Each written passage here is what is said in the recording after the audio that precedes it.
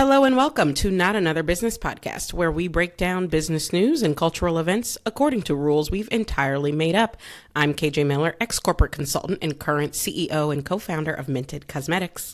And I'm Daniela Dektar-McCarthy, ex-corporate lawyer and current general counsel at Ness. And fun fact, KJ and I have been friends since our Harvard a cappella days because we are that cool, folks.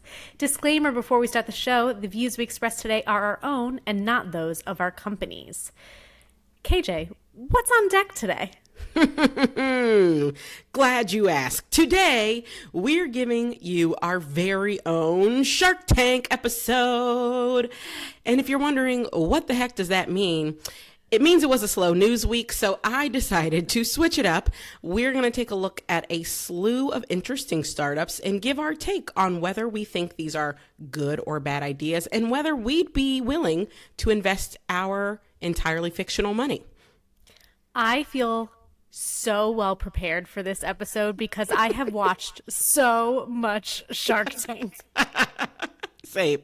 I used to watch it religiously. Like I stopped a couple years ago, but there was a time where I had seen literally every single episode. I was a huge Shark Tank fan.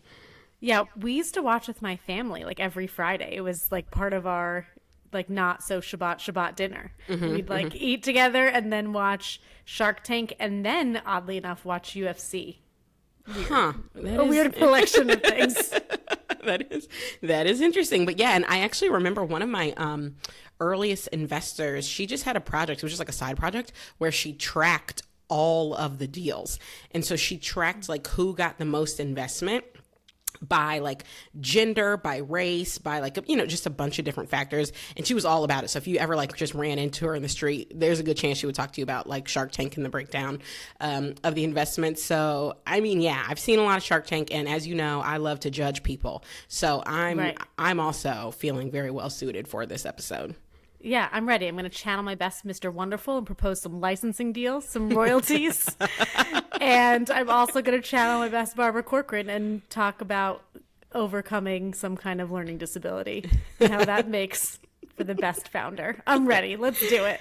Yes, and I will channel Lori and offer to put everything on QVC. So I think we're ready for it, and we will get into it right after our shameless plug. All right, it's time for our shameless plug. KJ and I have neither the time nor the desire to chase down advertisers, so we like to use this segment to plug our own projects. KJ, what are you plugging today?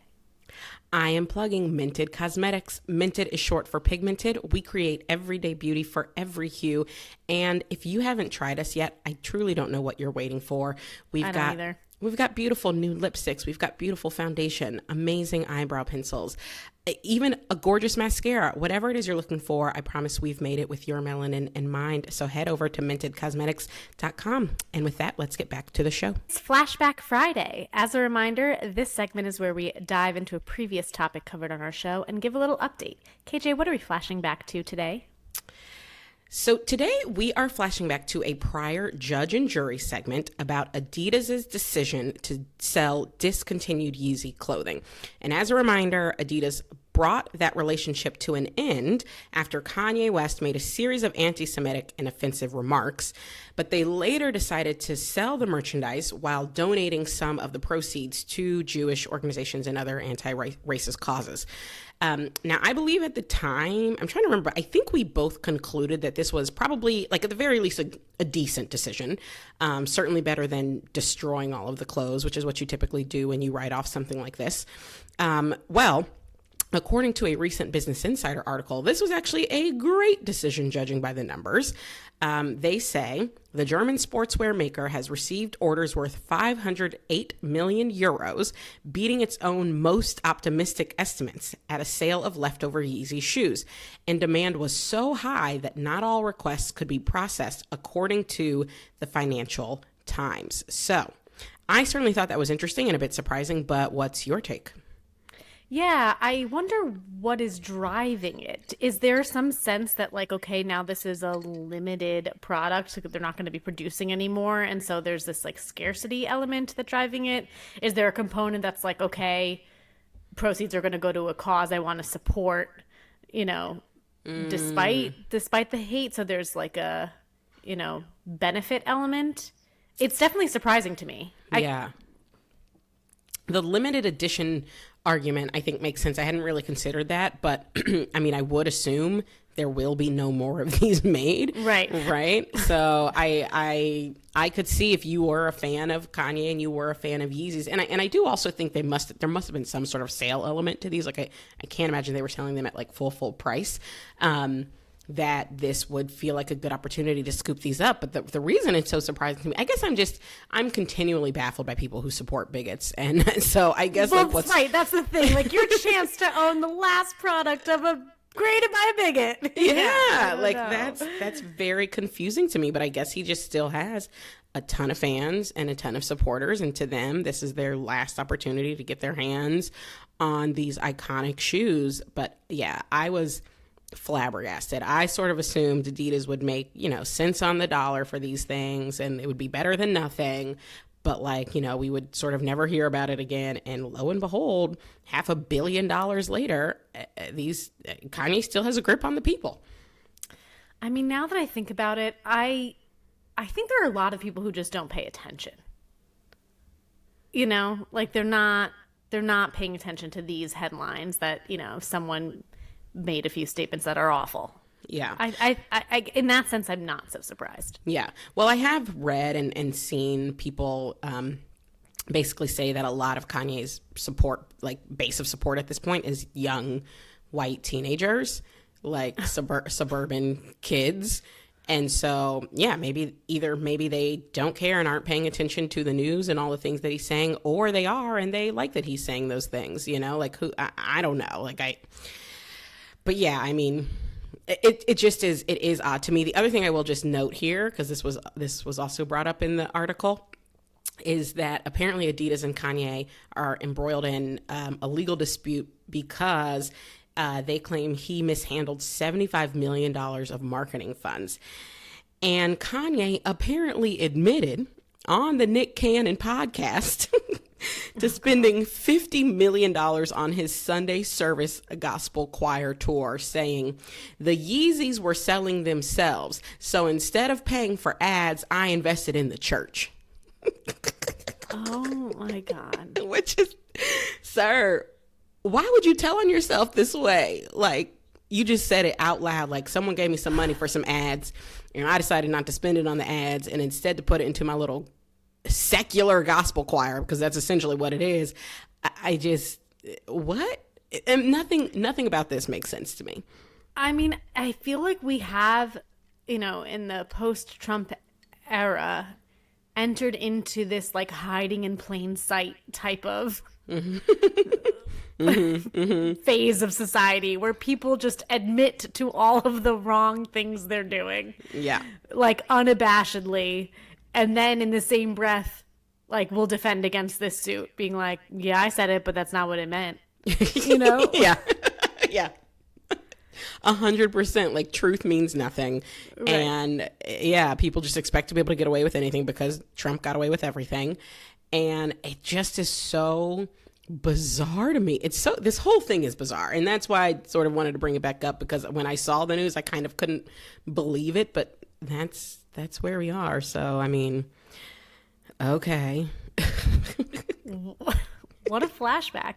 Yeah. I mean, I hope money went to the good causes. That's the highlight we can take away from this. Yeah, let's leave it there. Let's hope some good causes made some money. Okay.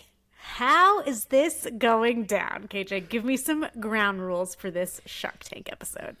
Yes. So I thought it would be fun for me to pitch each of these startups to you, and then for us to both give our take on whether we think it's a good or bad business idea, what we might do differently, and whether we'd be inclined to invest if we were billionaire VCs. So does that sound good to you?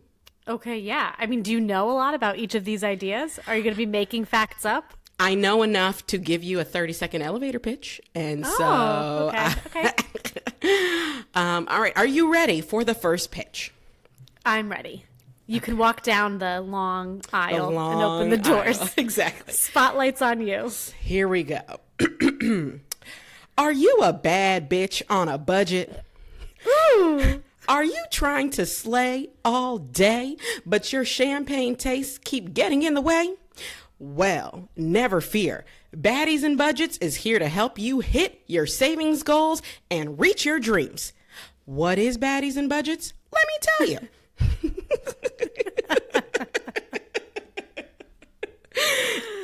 An enterprising young woman named Jasmine Taylor started this company that relies on a method called cash stuffing to help bad bitches everywhere spend and save more wisely.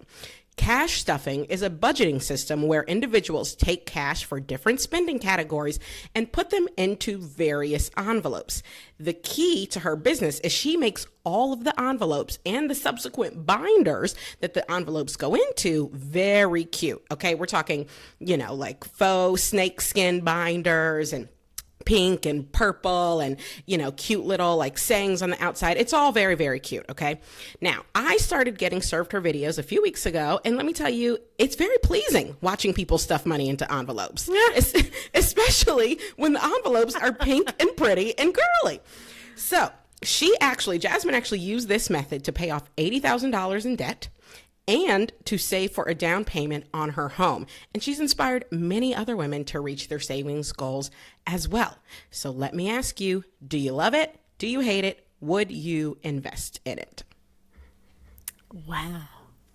Can I ask questions? Yes, and I will answer any questions I can or potentially make up answers. Okay. What do we think the current market size is of people who have a lot of cash? So this is the thing. She explains to you how to do this because she's not assuming that people just have loose cash. Oh, okay. She's not. Okay. No, the first step in this process, I did actually watch a YouTube sort of like tutorial video that she put out. The first step in this process is going over your, let's call it your last couple months of expenses and seeing how much you tend to spend on certain things. So let's say last month you spent $700 on groceries. Then she says you decrease that by 20%, right? So because your budget should be just 80% of what you spent the prior month. So now you give yourself, what is that, $540 to spend on groceries this month, and you take that amount out in cash as soon as you get paid. So it's not that you just have $540 lying around. It's that once you get your paycheck, you take out, all the cash you need, and then you separate that cash based on the budget that you have made into the various envelopes. And the reason you do that is because apparently it's much easier to stick to a budget when you're dealing in just cash versus when you're using your card for all of your purchases, which is what I believe that a lot of us do. So yes, she does explain like it's not just for your loose cash. Okay, so the market is not people who are like unbanked and just dealing with cash. So she's targeting everyone and is saying go ahead and take your money out, turn it into cash, stuff it in these pretty envelopes. Yes. And the envelopes are quite nice. They're like these little clear sort of laminated envelopes that say that. And the thing is, she actually will put, she like categorizes for you. So she'll have like a groceries envelope, a car envelope, a house down payment envelope, blah, blah, blah, blah, blah. You can kind of put together your set. She has starter kits, which I think her starter kit is like $60. So that includes some number of envelopes and a binder and whatever. But it's all very cute. That's the thing that I don't know if I'm really getting across here. It's all very cute. It's not like your typical, like, boring white envelopes of money, okay? Right. These are cute envelopes of money that then go into cute binders. And for me, at least, watching the videos, I feel like I could be motivated to save more money if I got to put it in a cute envelope like every week. I'm just like, oh, look at me doing this. So, and it's called Baddies and Budgets, which I would just have to say, yes. Love the name. I love the name. I believe you when you say that there's something very appealing about stuffing cash into envelopes. I believe that this could help some people, and I like that. But I'm out. I'm out for a couple reasons. Okay. I just think in 2023, the idea of using something physical and tangible to budget is just far less scalable, or creates a problem for scale. creates costs that are unnecessary, right? Like I think I would be interested in a baddies and budgets platform, that helps put cash into virtual envelopes. You know what I'm saying? And those virtual envelopes can look good. But I feel that there's some real limitations by the physical constraints she's imposed. So, for now I'm out. But hey, Jasmine, I'd be open to a conversation in which we talk about bringing this from the physical to the virtual and how we build that and scale that. Yeah. So interestingly enough, I am also out, but for a different reason. And the reason why is because this brilliant woman does not need venture capital dollars. She has built such a great lifestyle business. And I mean that in the best way possible. A lot of times when VCs call something a lifestyle business, they don't mean that in a great way. They mean it in like it's not scalable sort of way. No. I think lifestyle businesses are amazing. I endeavor to start a lifestyle business at some point, okay? I'm right there with you. I just feel like, first of all, I mentioned her, and I was like doing some math in my head. I was trying to think about this. First of all, she has like 800,000 followers on TikTok, okay? All of her videos have like 30,000, 100,000, 300,000 views. Like so her marketing is free, okay? As far as I know, she's not out here putting out ads. She's not spending on commercials. She is just putting out videos of herself stuffing money into envelopes, and millions of people are watching and loving them. Okay, so her marketing, wow. No marketing. Her cost, as far as I know, she's not paying, no one else is on payroll. Okay, so she's only paying herself. So her only real costs are the cost of these goddamn envelopes, which cannot be that expensive. Okay, so we're talking, and let's say she has 1,000 customers a month, and I'm willing to believe she has more than that. Let's say she has 1,000 customers a month. They're each buying that starter kit, that $60 starter kit, $60,000 a month in revenue. Her COGS, I'm going to bet she's at like 90% gross margin. So she's keeping over $55,000 a month of this revenue, okay? She does not. You think she has 1,000 people each month buying these envelopes? I would believe it. And if she's not there yet, I definitely believe she could get there. I definitely believe. You would not believe what people buy, Daniela, okay? You would not believe what people buy. You said my whole name. I 100% could believe that she has 1,000 people a month coming to her or purchasing from her. Yes, 100,000%. And so, but even if she doesn't, let's cut that in half, because if it's 1,000 people a month and she's keeping $50,000, that's $600,000 a year that she's paying herself. So let's cut it in half and say it's $300,000. That is still such a great living. And if she's not there yet, I believe she can get there. But either way, I just don't think she needs VC money. I think a VC would come in and mess up what is clearly gold, like potentially trying to force her to make it virtual. Maybe that would work. Right. But there are a million virtual apps out there that help you save money, right? Like this is a different cool thing. I love Jasmine Taylor for this. I might buy my own envelopes. Even if I don't do it, I just want to support. I think it's so smart. So even though I'm out, it is only because I don't think she needs VC dollars. I love it. It's fantastic. Shout out to you, Jasmine Taylor. Shout out to you. We are rooting for you and these envelopes. Okay. Are you ready for pitch number 2? Hit me. Danny, do you enjoy riding through the 6 with your woes? What's going on? Do you stay on that hotline bling? Is YOLO your motto? Because if you answered yes to any of those questions, then you are probably a Drake superfan, and this next business is for you. That's right. The mega rapper himself has brought us DrakeRelated.com. Now, what is DrakeRelated.com, you ask? Well, Danny, apparently lots of people are clamoring to own the things that Drake has and purchase the things he deems cool. And this is a site that lets you do just that. No. And if you... I'm not done no. Wait. Keep going, but I'm pretty sure I'm out. No. Okay. Now, if you're thinking this is just another e-commerce site, you are wrong. This site lets you peruse through an online model of his actual house, okay? From his bedroom to his kitchen to his pool, and click on the items you find and then purchase them. And also, another cool thing about the business model here is that Drake is not holding any of the inventory. He's relying on his brand partners to drop ship the items directly to your door. So, do you love it? Do you hate it? Would you invest in it? Is it free to peruse? It is free to peruse. Oh, God. Okay. I believe that there's a business here, actually. But I will give a classic reason to be out, which is just I don't see myself as a consumer, right? Like, I don't personally feel like I need to peruse, and I probably won't. I just have never needed to purchase a Drake item. But I let's clearly say, didn't okay, even recognize the first line as a lyric, so...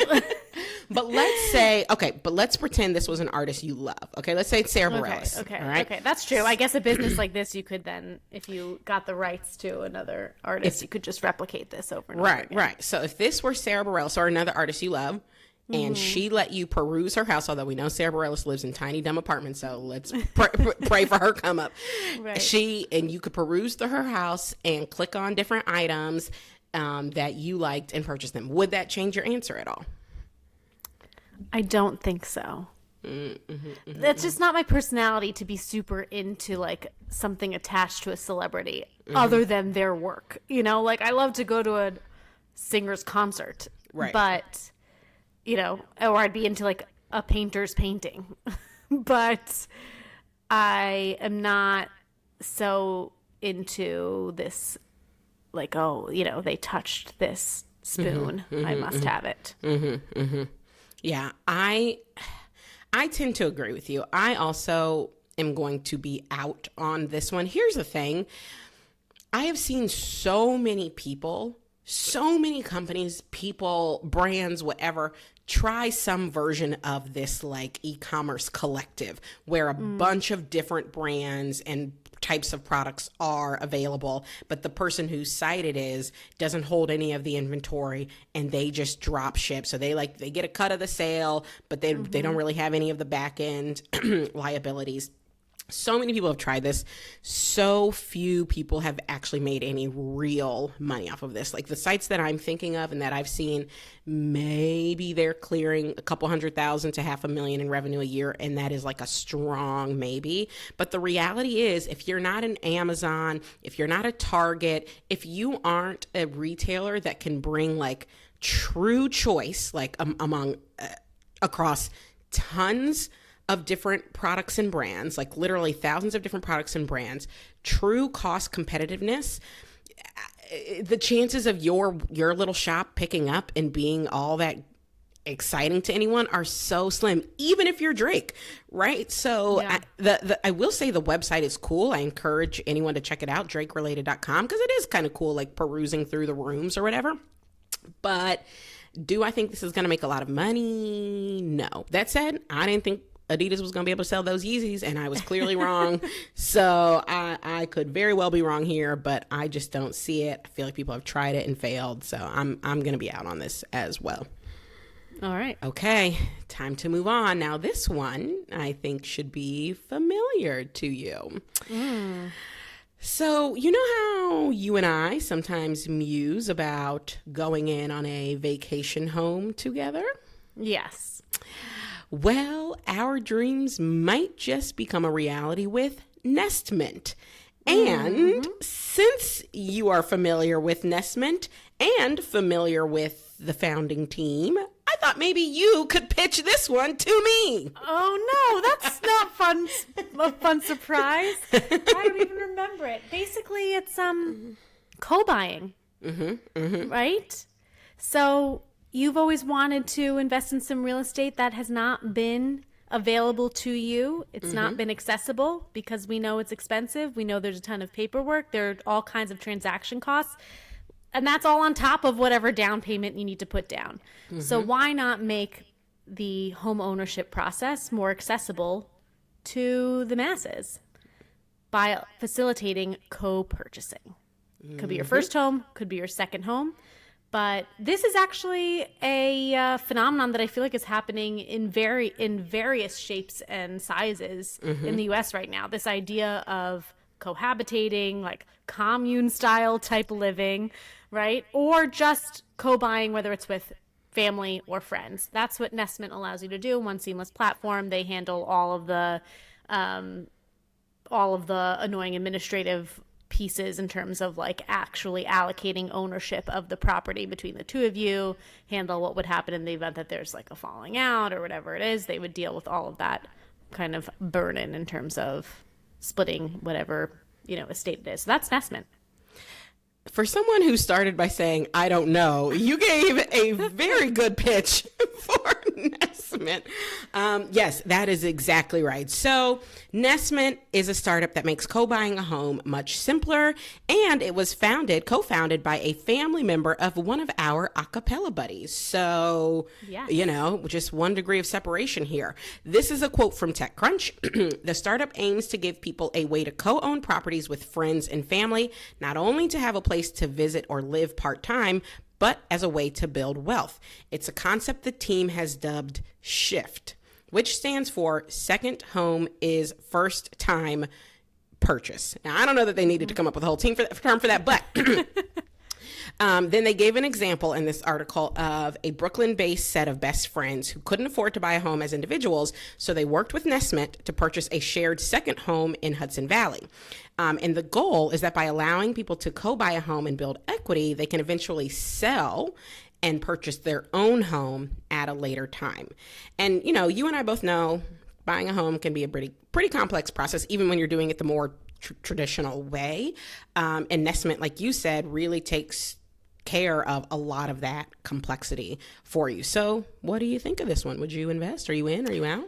I haven't actually ever paid attention to how they price the product. They just take a cut of the transaction fees, or I guess that's an additional transaction fee. Yeah, that's my understanding. Is that along with your other closing costs, there's a closing cost for Nestment. Right. I like this space. I strongly dislike the trend of like corporations buying up all homes and them forever being rental properties. Yeah. I do think maybe it's like an outdated view, but I do think home ownership is a key. I see it as a key to building wealth, which is one of the premises you have to believe to be into this business. Yeah. I think there are a lot of people who no longer see it that way, right? Because housing prices have done crazy things, and, over time, the stock market has perhaps proven to be a better source of, wealth building. That said, I think I do see it as a key to, diversification of wealth and thus part of the whole package. So I'm into this space. I know there are competitors. I don't know a ton about them.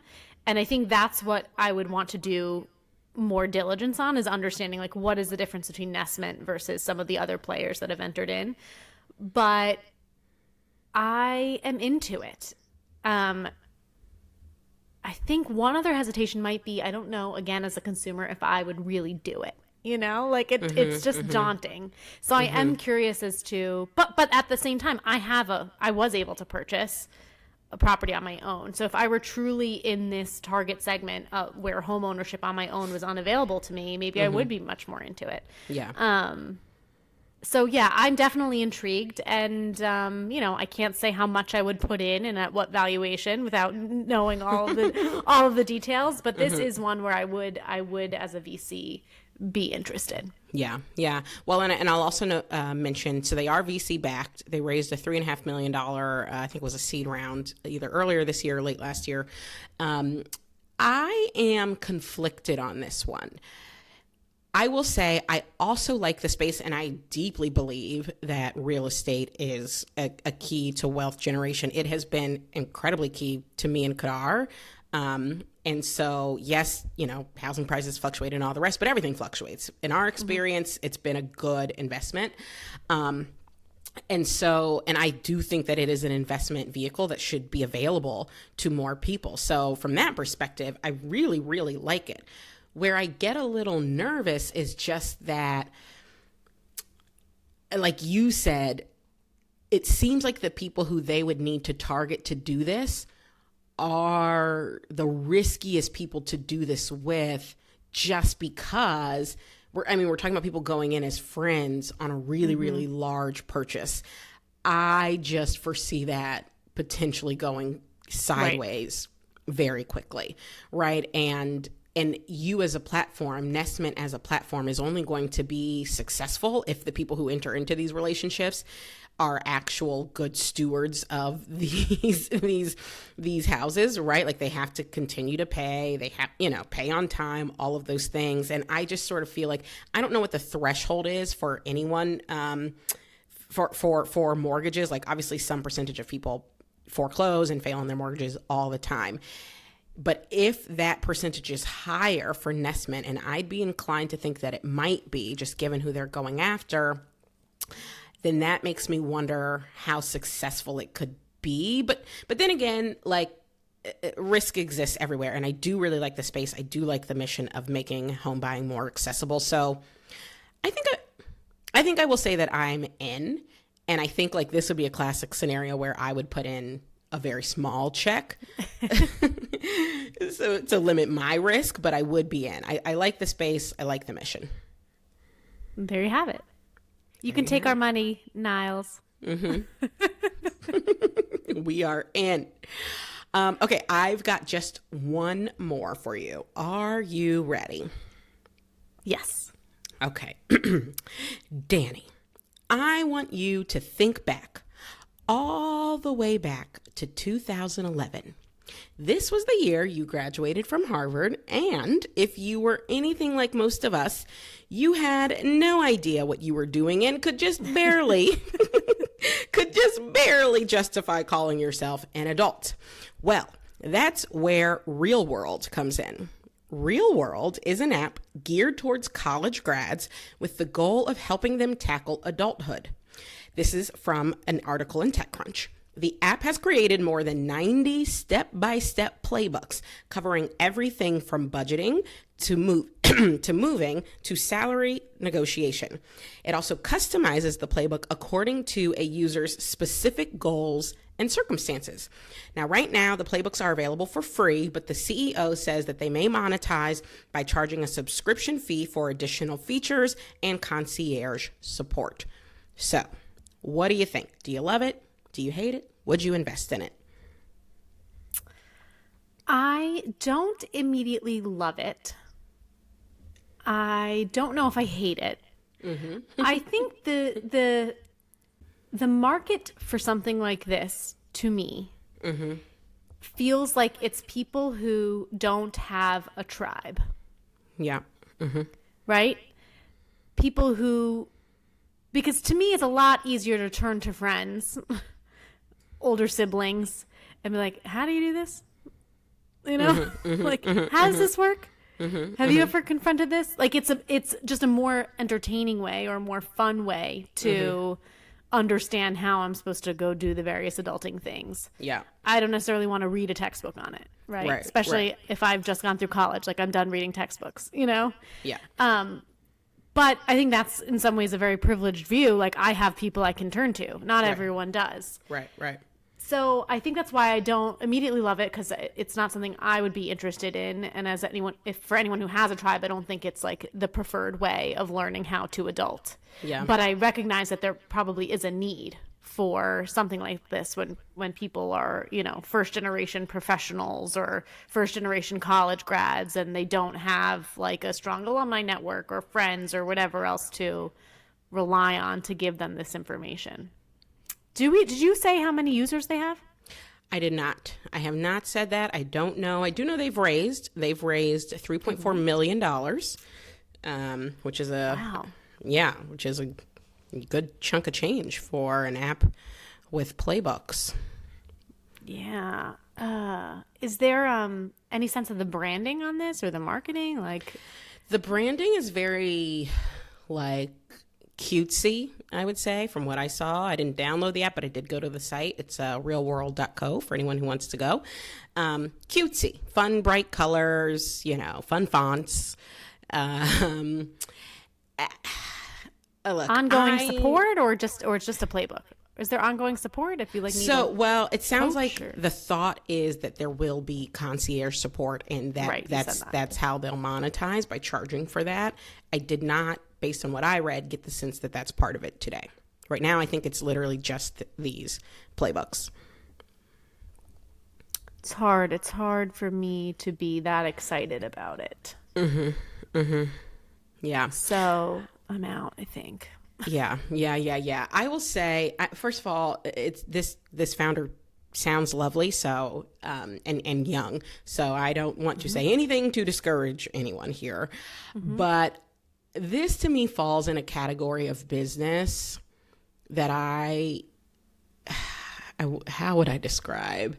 Kind of like nice to have, not must have, right? Oh, this is like the vitamin, not medicine or something. Vitamin, not. Yeah, I think it's vitamin, not medicine, or vitamin, not vaccine, or something like that. I don't know if I've heard that phrase before, but I like it.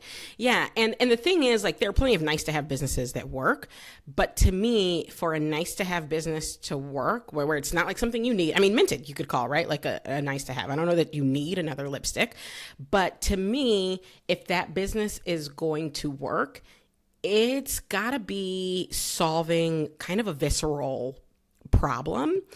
And like you said, this problem of I don't know how to negotiate my salary is one that people are doing every day, every second, every hour. So if you know anybody who's had a job, one person who's had a job, you can probably get some advice. Not to mention there's Or if you don't know how to go onto Reddit. Right. Not to mention there's Reddit, there's ChatGPT, there's Google. There's so much information out there. And actually this founder said that, like, yeah, there are a lot of resources out there, but sometimes you don't even know where to start. And it's like I can kind of see that. I can kind of empathize with that. But I don't know if starting on your app with a bunch of playbooks is better than starting with the whole of the internet, right? Like I don't know. It feels like I have trouble believing that this app is going to win out versus the internet, ChatGPT, Reddit, your girlfriends, your group chats, TikTok, all the places where you can get advice on all of these things. I have trouble believing I'm going to get better advice here. Right. Especially an AI powered internet, assuming it hasn't gotten the way that we forecasted in our Doom episode of it all just being like fake content, but assuming they get that right. Yeah. So I'm going to be out on this one. Yeah. That was so fun. Yeah, that's it. I thought that was fun too. I enjoyed it. I think it's a good exercise. The next episode we have to do. What? I'm going to give you 5 pitches and you're going to tell me which one's real. I love it. Let's do it. That sounds amazing. Okay, it's time for Judge and Jury. And if you're new here, this is the segment where we dive into recent news and ask whether there's a display of good or bad judgment. KJ, what are we talking about this week? Well, as you know, I texted you several times this week about this, and I'm definitely looking forward to chit-chatting about Bethany Frankel. Once again, she's making an appearance on our podcast. This is the former Real Housewife, current TikTok personality, and she has decided that reality TV stars should have their own union. This, of course, was prompted by the SAG strike and the writer strike, and she's sort of looking around and saying, hey, why shouldn't we also be on strike, the reality TV stars? So she has made tons of videos about this topic. And in these videos, she's sort of been exposing what she sees as, the really bad side of reality TV and how bad these deals often are. She's talked about the lack of residuals for those that appear on these shows, even when they air for years and years afterwards. She's talked about the fact that these contracts often will stipulate that the network gets a piece of your business if you start a business on the show. She's talked about the predatory nature of producers and, how they just dig and wear you down. She's talked about all the alcohol that sort of runs rampant. She's really just gone on a tear here. And she has proposed, she said, I believe we should have a union. I believe I am the right person to make this happen. And these are my terms that I'm proposing. So she made a video laying out 10 different terms. I'm not going to read all of them, but I will read 4 or 5 of them here. First up, she says talent should make a minimum of $5,000 per episode and get a 10% raise every season. She says if the show is a mega hit, talent should be able to renegotiate or walk away. And by walk away, she means walk to a different deal. So oftentimes these contracts will kind of lock you up and say like, oh, because you were on Real Housewives season 1, you can't appear on any other reality shows for a period of 3 years or something. And so she says, no, if you reject a renegotiation offer, the talent should be able to walk away and go do something else. 3, she says talent should get 10% of their last negotiated fee every year the show is re-aired. And this is for each network and streamer that re-airs it. So for instance, Real Housewives, it re-airs on Bravo. It also airs on Peacock. And she's saying, for every year, she should get her last negotiated fee because that would be essentially akin to residuals. She says talent should get a $100 per diem on photo shoot days and promo days, because apparently they don't typically get paid anything for that stuff. And then she also makes some retroactive demands, including that talent now should be paid $5,000 per season per distributor for all seasons that have already re-aired. So she's asking for a good chunk of change. Now that's just some of her terms, but it's quite a lot to chew on. So what do you think of this? Well, first let me say this feels like a much better way to advocate for the plight of reality TV stars than, if you recall, Nick from Love is Blind setting up a nonprofit. So I will commend Bethany on the structure of improving the lives of reality TV stars. I gotta say, a lot of this makes sense to me. Reality TV is, in my opinion, peak entertainment. And, there is a piece of me that thinks there is a distinction between, like, the members of SAG and the hypothetical members of this union, insofar as the members of SAG are in part saying, like, we all recognize that this needs to be a career and a livable career, and it's not a livable career. And I think by contrast, like, the conceit of reality TV is that these are real people who have lives outside of the show. Right. And you're getting a window into those lives. And if by setting up a union and negotiating for all of, these points, if we're conceding that these people don't actually have lives that are being portrayed, does that somehow, lessen the art of reality TV? Yeah. So I think that's a distinction worth making, but I ultimately don't think it should bear out. We all know, even if we like to believe these people have lives and we're peering into them, that in fact, like, most people seek to make a career out of being on reality TV. Right. And I think that entertainment is worth it such that we can make that possible.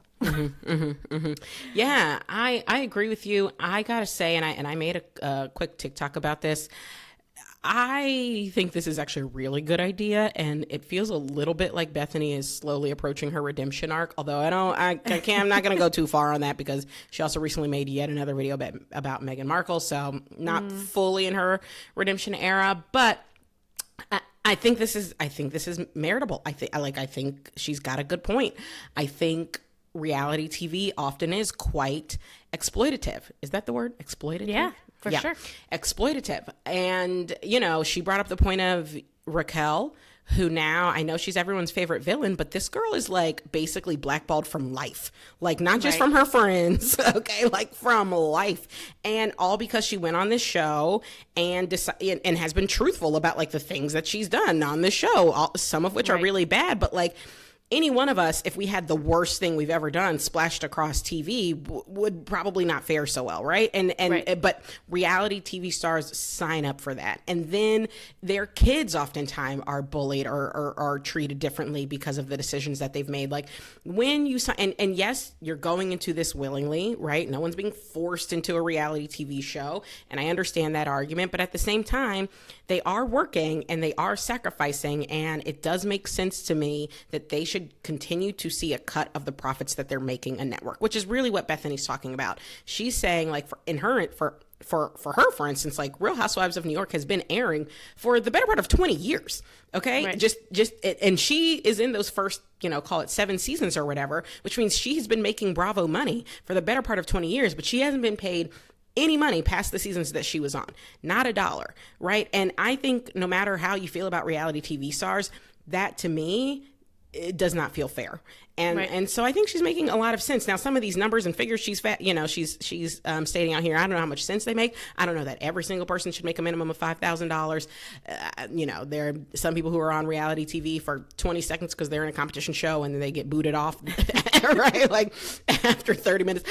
I don't know, right? The facts and the figures, who knows? But the general idea that there should be more pay transparency, more pay equity, and like, just more pay period for these people absolutely makes sense to me. And I think it is smart of her to sort of go out on a limb here to say, like, this is the charge that I want to lead, because I do think her reputation has taken a bit of a beating of late.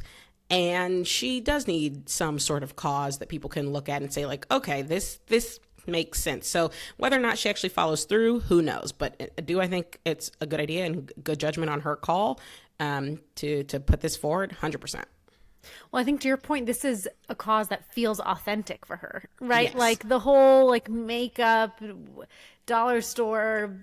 I don't know what she's doing lately. Yeah. The podcast, like, it's all just like it feels like she's trying to land somewhere. Mm-hmm.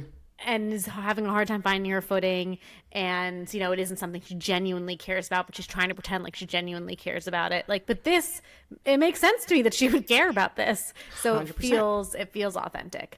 I gotta say the second term you talked about, like the ability to renegotiate or walk away, at least the walk away piece, like that to me sounds like a non-compete, or getting rid of non-competes, which some states, I'm surprised actually, because California doesn't even like allow non-competes in their contracts, and that's what this sounds like. Like that, all of this makes sense to me. Agree that the particular numbers, I don't know, but the like general spirit of the terms, I agree with it.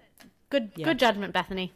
Yeah. Good judgment. All right, folks, that's it for this week. We hope you are loving the show, and if you are, please be sure to subscribe and leave us a 5-star review.